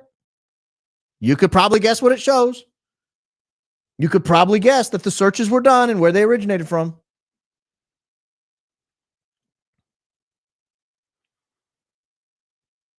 Hell, I'll do it. Why not? I got a zillion of these searches, guys. I can't show them all. I'll run out of time. But I'll show this one. Schaefer Security Group, right there. August 2. IP address originating in Israel. Remember, this July 20 time period, all this seems to be happening in this 2-week window right here. All that seems to be happening in that 2-week window right there. I mean, maybe someone just took an interest in hiring Schaefer Security overseas for something at that time, or maybe they were using a VPN and they were searching Schaefer Security for whatever reason. They were not searching in the months before or after, but they were searching in that fatal 2-week window. But I could see a scenario where you have somebody fire a blank, draw a commotion, be seen running away, while your actual shooter is slick and stealth at a much better angle and a much closer shot, shoots a projectile. Actually, it would have a little higher force. It wouldn't be coming from so level because that other one was like 150 yards away. This one would be like 60. And it's a higher building. So it's going to come at a harder angle, at the correct angle, and strike bone back there. End up in his body cavity, which is where we're told it was. But you have a backup plan. A backup plan that would cause your shirt to swing wildly around your body. A backup plan that would cause your necklace to explode off of your neck. You're getting shot here. It's not breaking a 30-inch necklace. There's not enough tension on the necklace. A 30-inch necklace would just move unless something powerful exploded near it. So you create that diversion at the exact same time. So you have essentially three things happening at once. Boom, crack of the gun from 150 meters, potentially a subsonic round like a 300 blackout high grain shot coming in to do the dirty work. Keep in mind a 300 blackout and a 30-06 are the same diameter. That .300, that 300 blackout, that .30 and 30-06, .30-06, the .30 is the width of the round. To the untrained eye, they would look the same. Especially if it fragmented. You have very little bullet left. Especially if you had a surgeon who'd been approached and was in on it. Especially if there was no autopsy. But if he missed, boom, jump on him. We heard the gunshot. We saw him go down. He comes up. There's a wound. He must have gotten shot in the chest, in the neck, in the head. He must have gotten shot. But when he's pouring blood, and I do believe he was dead within milliseconds of being struck. I believe he was dead within milliseconds of being struck. He looked dead. You know, like he did that like electric chair thing where you like stunned.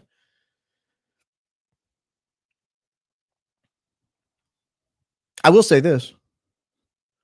I've never been more confident after doing all this research that Tyler James Robinson is a patsy. He may not have even known Charlie Kirk was going to be killed that day, but if he did, he was okay with it. But he didn't take the shot. He may have thought his gun was used, but he didn't take the shot.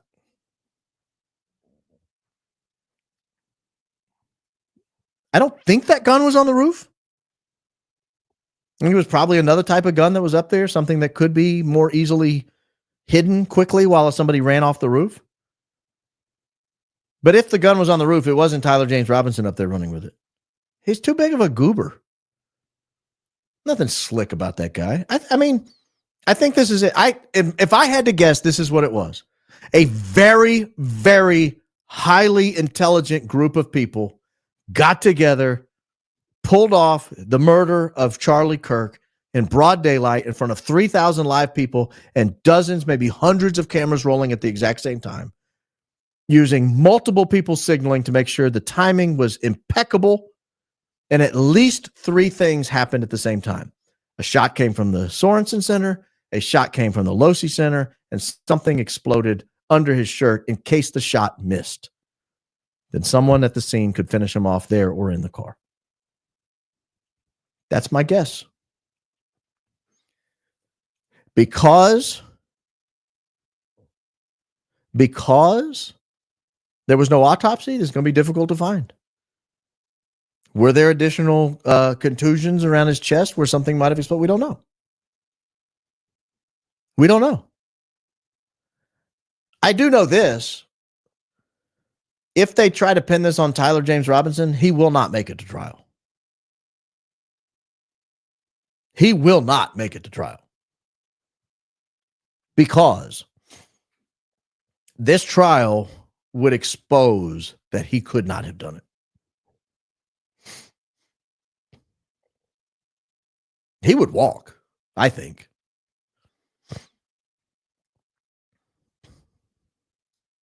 Did I see anyone else with a lanyard in the crowd? Media type, bottom line, no. Verified autopsy, no end to the possible theories. Patel said everything would be transparent. Do we trust Cash Patel at this point? Do we trust the guy who campaigned saying the Epstein files would be released and then got in and said, there's nothing to see in the Epstein files? I've looked at them. They're fine. Nothing's in there. You trust that guy? I think this is probably right. I think you'll start hearing rumors of his depression and desire to off himself before he is Epsteined. If you think they will not easily kill someone in prison, look at what they did to an innocent man they thought connected to the OKC bombing. Oh, boy, we could run down that rabbit hole one day. Yeah, that guy was beat to a bloody pulp before he was turned back over to his family. That's a different story. I don't have time to go into that. I've almost been going 2 hours, and I meant to go less than one. But I think if you go back and watch this today, if you watched last week, if you watched the week before, a pattern emerges. A pattern emerges, especially if you go back and try to replicate any of these searches, because they disappear.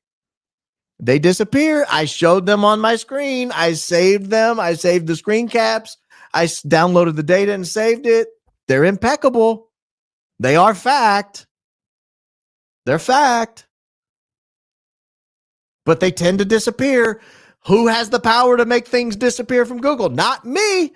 If your humble host had done any kind of Google searching and I thought, oh, shoot, someone is getting on Google Trends and finding all my crazy searches that happen to line up precisely with what would need to be searched to plan a murder in front of 3,000 people in broad daylight in Utah, I wouldn't be able to get those things removed. Google wouldn't remove them for me. If some lunatic on a VPN was doing it, they probably wouldn't disappear them for that either.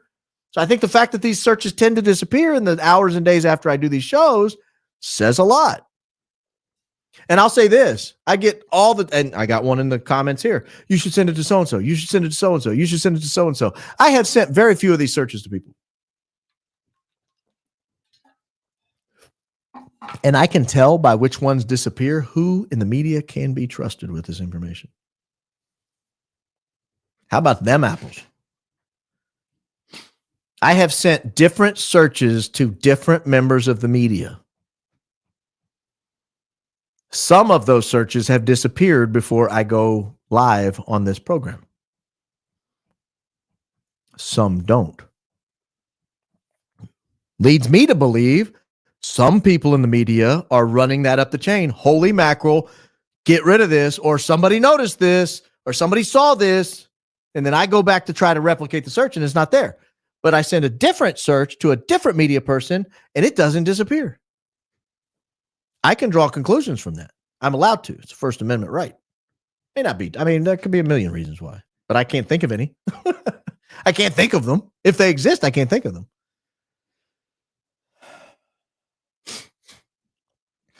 I do not think Tyler James Robinson had anything to do with the actual gunshot that was fired. And I will repeat it, and then I got to go in a minute.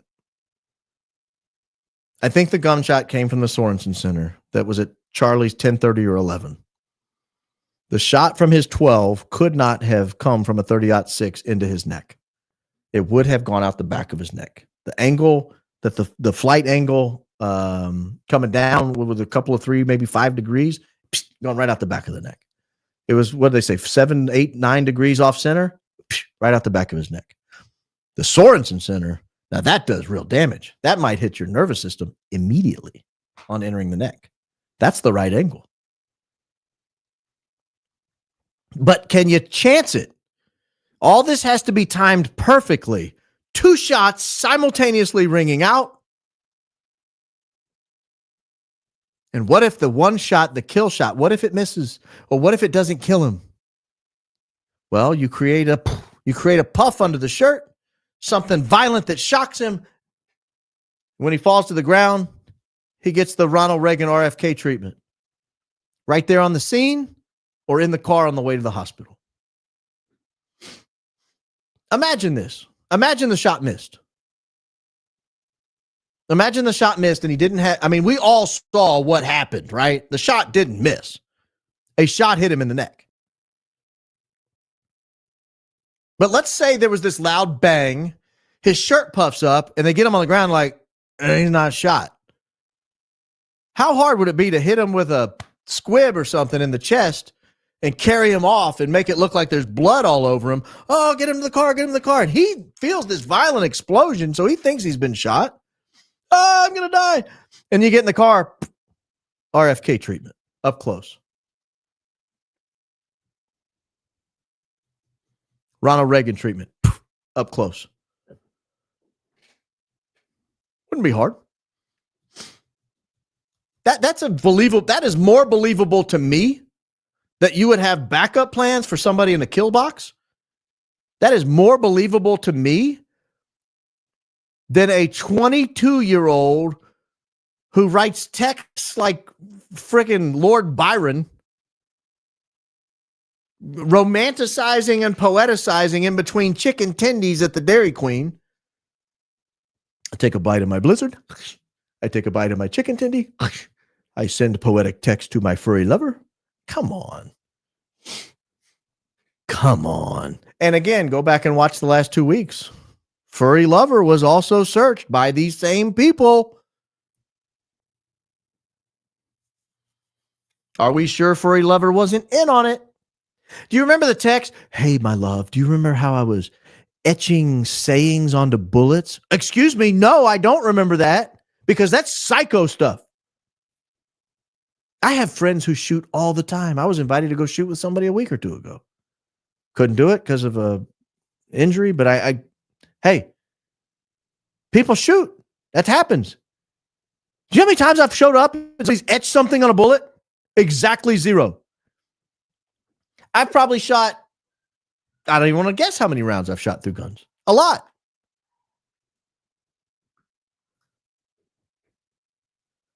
Yeah, professional hitmen don't take chances. If you botch something, guess what? You're next on the list. Did I see you seen the guard take a picture with his glasses when Charlie? No, I didn't see that. Honestly, don't think they care if we figure it out at this point. Discuss. Yes, I don't think they care if we figure it out either.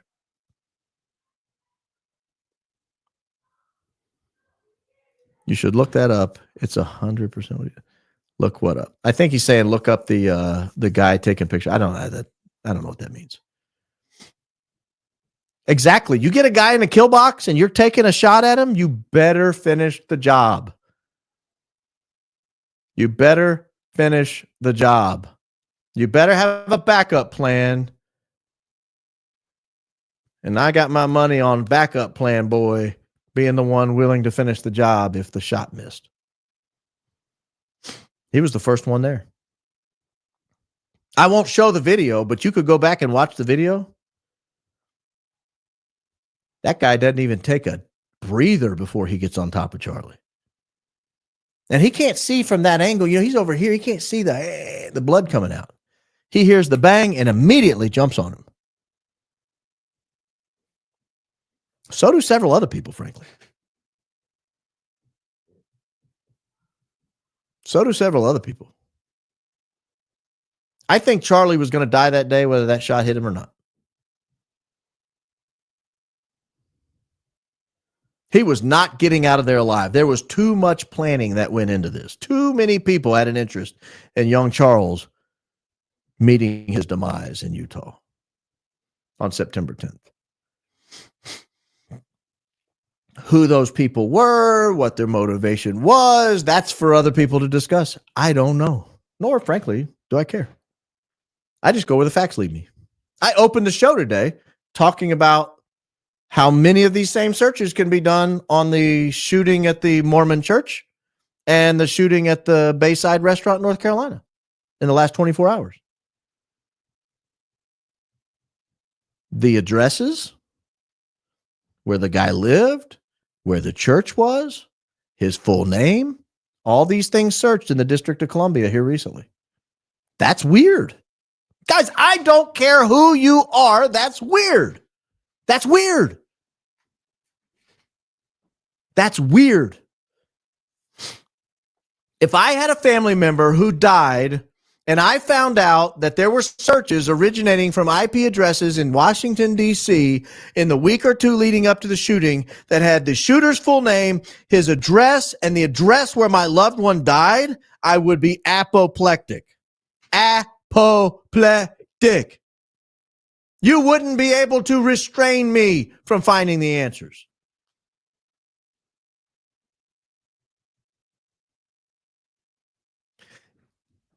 Let me finish this way. Let me relay a story from yesterday. I went to buy a car. I found the car I wanted. I go into the dealership. I sit down with the guy. I give it a test drive, kick the tires. I like the car. Guy says, are you going to finance it? Or are you going to pay cash? I said, I'd like to write a check. Can I write a check? Yeah, you can write a check. Great. I'll run home and get a checkbook. Sure. We'll have it washed up for you when you get back. Okay. Sounds great. So I come back with a check. I even asked, how much should I give me the exact figure that I need to make it out for, and I'll get it made out. And then I said this, hey, if you don't want to take a personal check, or if you don't want to wait, because it was late in the afternoon on Saturday, if you don't want to wait, I will go and get it. I'll pick it up next week. I'm not in a hurry. Just please don't sell the car. I like the car. This is the particular car I want. This is the model. This is the year. This is the car I want. Don't sell the car. I said, do you want me to put some money down on a credit card or something? That's all I got on me. You want me to put some money down on a credit card? I said, can you ACH a bank account? And so I do all this, and guy says, no. Go get a check. We're fine. You're good. So I go home. I get a check. I get another driver. Mrs. Real Baron Podcast drives to the now this isn't funny. Why would I be in any danger for showing facts? This is our greatest ally. I drive to the dealership. I have my checkbook. I write out the name of the organization where the check is going to be going. I write the date. How much is it, sir? He said, to take a personal check, I need to run a credit app. I said, nope, not going to let you run a credit app. I got great credit. I opened up my little credit score. I said, here's my credit score. See that super high credit score? I don't miss payments. I got great credit history. Debt to income's fine. There you go. Check's good. He said, we can't take a check without it. I said, great. I don't want the car then. Really? I said, you told me I could write a check. You didn't tell me there were conditions attached to it. You just told me I could write a check. He said, okay, let me see what I can do. And he goes and he talks. He comes back and says, hey, we can't take the check without the credit app. I said, fine, I'll leave. So I left. I got in my car. I'm driving out. Mrs. Real Baron Podcast, very disappointed at this point. She also liked the car. And she said, is there anything we can do? I called him and I said, hey, I have enough money balance on credit cards, but I don't want to pay the credit card fee. So if you can reduce the sales price, or maybe I'll split I can't remember if I said I split it with him at that point, or at some point I agree to split the credit card fee. It's like 3%. So I'll take a point and a half. You take a point and a half. We'll just both belly up and eat the doo-doo sandwich. And so I get in there and, I'm in the car and I make this offer. I'll come back in if you'll take credit card. He says, hold on, let me call you right back. Let me clear it with my manager. So he goes into the manager's office. He calls me back on my phone 2 minutes later, says, we can take the credit card. Come back in. So I come back in. I had given 2 credit cards. I said, hey, you're going to need 2 credit cards for this one. There's enough. If you split it in half, you can put half on this, half on that, and I'll just pay the credit card off before it comes due. I won't owe any interest. It's like cash to me. You're just going to take a point and a half bath on this. And he says, sounds good. And he walks off to the manager's office, and I think, great, problem solved. He comes back and he says, nope, we can't do it on that. Can you do it on a debit card? And I said, my debit card has like $1,000 daily limit. He says, oh, well, let me go check. So he goes in, and he comes back. And he says, here's what we want you to do. We want you to call the 1-800 number on the back. I said, no, sir. I said, listen, one, you told me you would take a check. I went home, got a check, got a driver, came back. Then you told me you couldn't take a check without conditions. Then I left. Guess I'm not getting the car. I get in my car. You now in my car, you agree to take a credit card. So I park my car, I walk back in.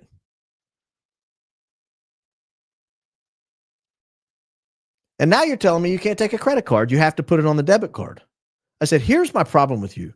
You're a blanking liar. You've now lied to me twice. And I don't want to do business with you. The reason they didn't want to take the credit, they didn't want to pay the point and a half, which is fine. But don't tell me you'll do it. You lied to me. You lied to me when you said you would take a check. You didn't. You lied to me when you said you take the credit card. Then you changed your mind. Don't lie to me. So I get very upset. I leave.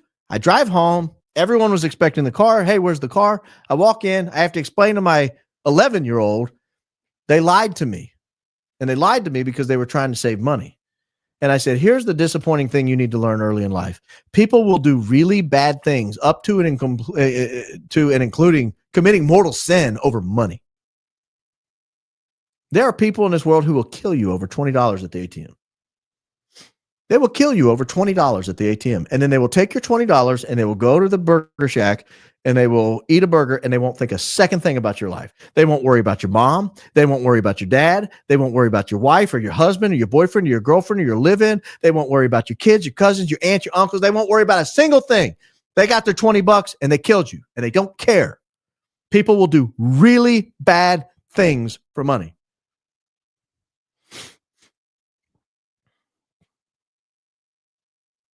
And I think that extends to people in power.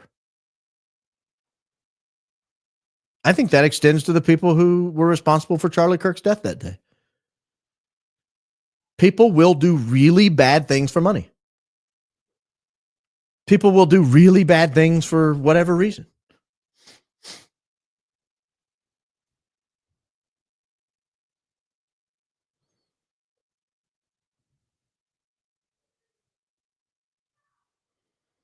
I'm reading some of your comments over here. Well, that might ensure some of the stuff gets deleted.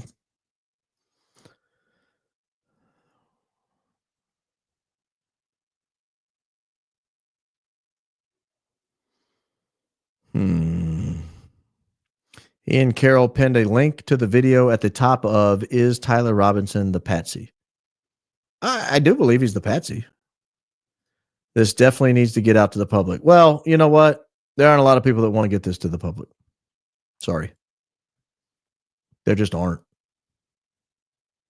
There just aren't a lot of people that want to get this to the public. And let me say this.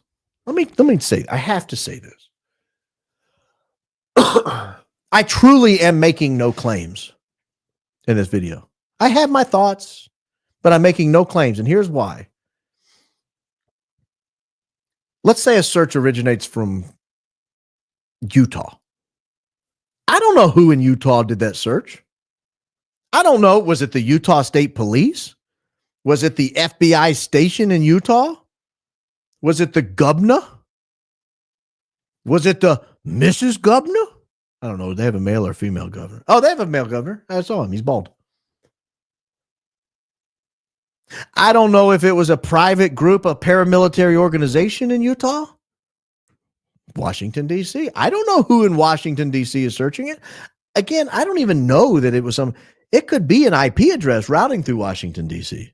But again, if it is, and there's this many searches on this many topics that have this much to do with a pre-planned murder, what now looks like a wide conspiracy to commit an assassination on American soil, even if people are routing things through VPNs through Israel and Washington, D.C., someone get to the freaking bottom of it, please. Please get to the bottom of it, please. If it wasn't a VPN and it was someone physically located in the borders, can we show up at their door and ask them what they were talking about? Why they were curious about those things? If it was a private person, kick the door in. If it was a public person, if it was a government employee, that's what I'm saying. I don't know who did the searches. I don't know what they look like. I don't know what their position of employment is. I don't know if they work for the government, if they work for a private company. I don't know where they're physically located. But I do know this. When you search 7 surgeons within a week who all work at the hospital where they took Charlie Kirk, someone needs to get to the bottom of it. When you're searching the address of where shooters live a week before the shooting, someone needs to get to the bottom of it. When you're searching the address of where the shooting takes place, someone needs to get to the bottom of it. When you're searching convenient buildings around a kill box where a famous person will be assassinated in a few weeks, someone needs to get to the bottom of it. I don't know who did it. I cannot tell you. Oh, Baron, you know who did it? I don't know who did it.